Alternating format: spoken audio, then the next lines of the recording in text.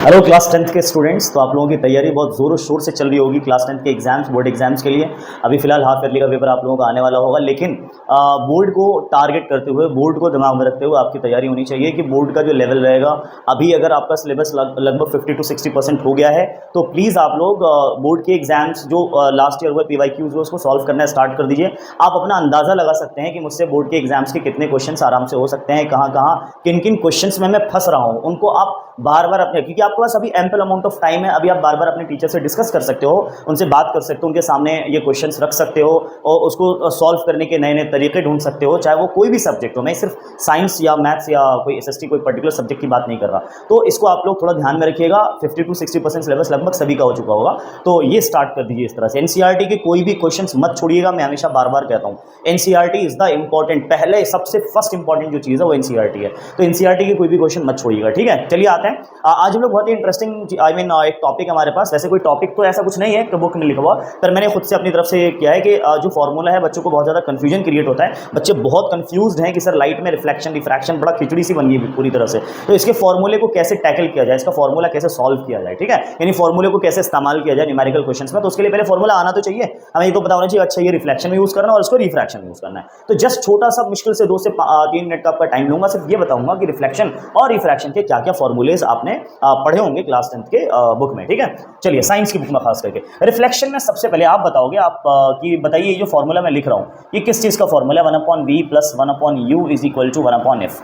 I hope आप सबको पता होगा, ये मिरर फॉर्मूला के नाम से भी जाना जाता है। So this is mirror formula, right, clear okay. अच्छा, एक फॉर्मूला आपने पढ़ा होगा F = R/2।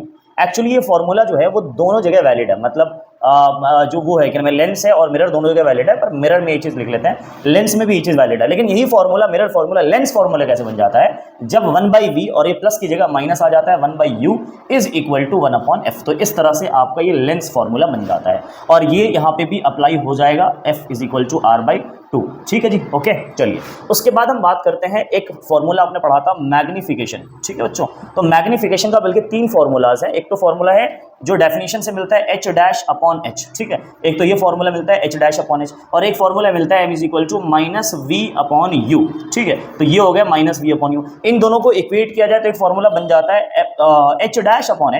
H'/H बराबर -v/u। तो एक नया सा फॉर्मूला ये बन जाता है। तो दिस इज रिफ्लेक्शन के ये सारे फॉर्मूले, मिरर के सारे फॉर्मूले हैं।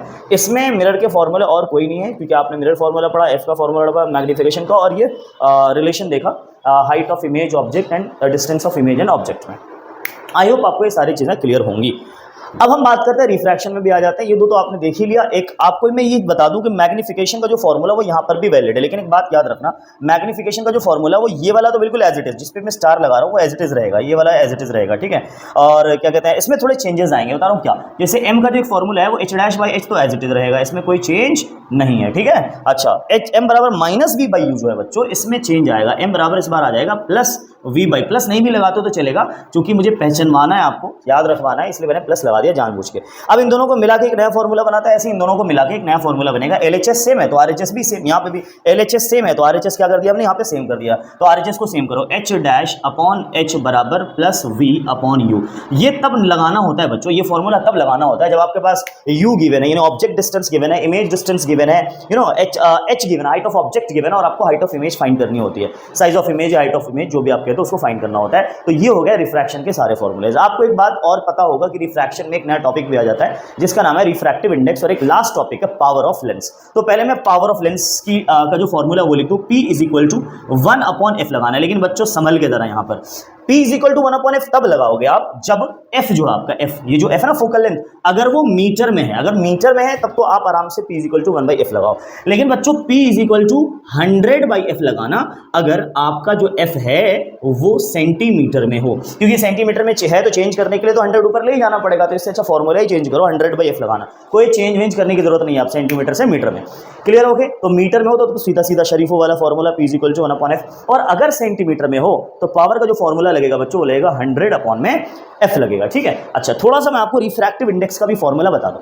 दो तरह के रिफ्रैक्टिव इंडेक्स आपने पढ़े होंगे, जैसे एक होता था रिलेटिव, एक होता है एब्सोल्यूट। तो जो रिलेटिव रिफ्रैक्टिव इंडेक्स है उसको जनरली हम लोग थोड़ा सा ऐसे दिखा देते हैं, N12 एक फॉर्मूला पढ़ा होगा, refractive index of medium 1 respect to medium 2, या ऐसे बोल सकते हैं refractive index of glass with respect to water, कुछ भी हो सकता है, पे ग्लास वाटर हो सकता है, वाटर डायमंड हो सकता है, तो मैंने 1 2 डाल दिया, ठीक है। तो इसके लिए अगर मैं वेलोसिटी के टर्म में लिखना चाहूं तो ये फॉर्मूला होता है V2/V1, पर अगर इसी को रिफ्रैक्टिव इंडेक्स के टर्म में लिखना चाहूं तो इसको लिखेंगे N1/N2, मतलब रिफ्रैक्टिव इंडेक्स का of first medium with respect to second medium.